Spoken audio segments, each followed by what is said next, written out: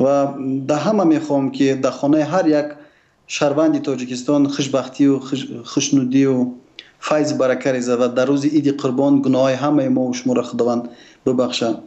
این بسیار عید کلان است و خواستم عادی گفتن که مبارزه ما نو سر شدگی است. برنامه های آینده شما چگونه است؟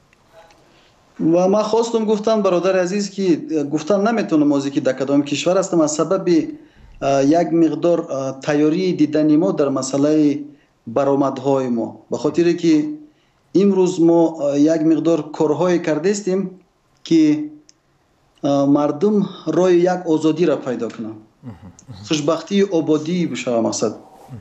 و ما این سیرا رازی گفتن نمیتونیم. در مدت 3 روز 4 روز پس همه گپا ان شاء الله خداخواه آشکار میشه. تشکر زیاد عمر علی. ما خوب منتظر صحبت شما میشویم، منتظر تماس شما میشویم و در این میان از شنوندگان خواهش میکنیم که اگر کسی با شما سوال داشت یا تفصیلاتی کدام مسئله را میخواست با شما نویسند، ما اون سوالا را جمع کرده با شما در میان خواهیم گذاشت.